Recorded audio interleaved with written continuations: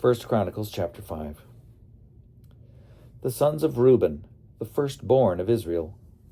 He was the firstborn, but because he defiled his father's bed, his birthright was given to the sons of Joseph, son of Israel, so that he is not enrolled in the genealogy according to the birthright.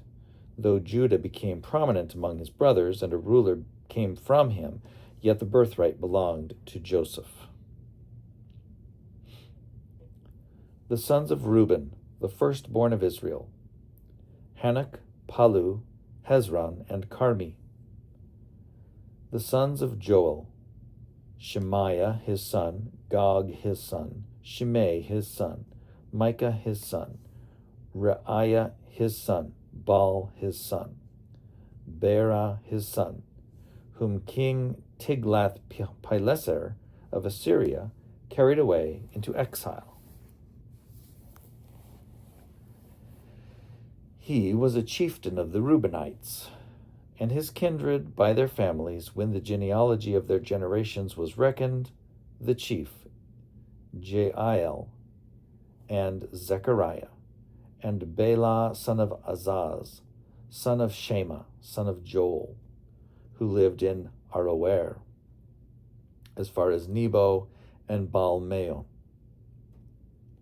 He also lived to the east as far as the beginning of the desert this side of the Euphrates, because their cattle had multiplied in the land of Gilead.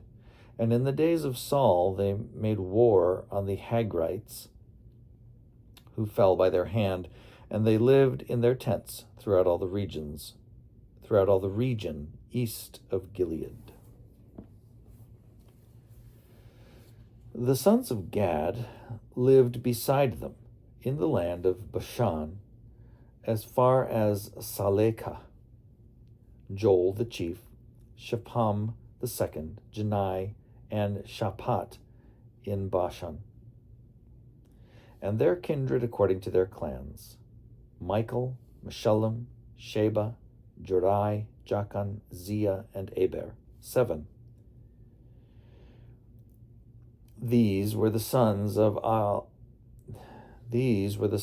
Abihail, son of Hudi, son of Jaroah, son of Gilead, son of Michael, son of Jeshishai, son of Jado, son of Buz, Ahi, son of Abdiel, son of Guni, was chief in their clan, and they lived in Gilead, in Bashan and in its towns, and in all the pasture lands of Sharon to their limits.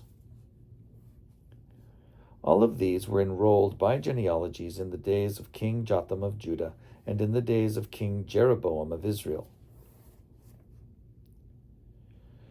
The Reubenites, the Gadites, and the half-tribe of Manasseh had valiant warriors who carried shield and sword and drew the bow, expert in war, 44,760, ready for service.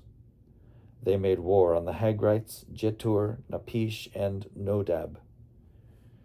And when they received help against them, the Hagrites and all who were with them were given into their hands, for they cried to God in the battle, and he granted their entreaty, because they trusted in him.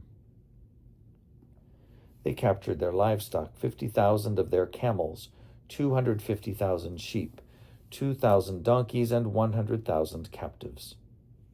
Many fell slain because the war was of God, and they lived in their territory until the exile. The members of the half-tribe of Manasseh lived in the land. They were very numerous, from Bashan to Baal-Hermon, Senir, and Mount Hermon.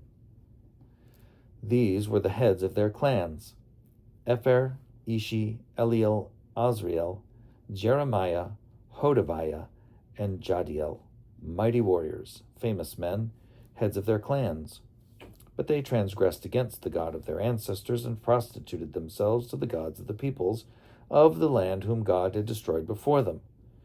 So the God of Israel stirred up the spirit of King Pul of Assyria, the spirit of King Tiglath-Pileser of Assyria, and he carried them away, namely the Reubenites, the Gadites, and the half-tribe of Manasseh, and brought them to Halah, Habor, Hara, and the river goes on to this day.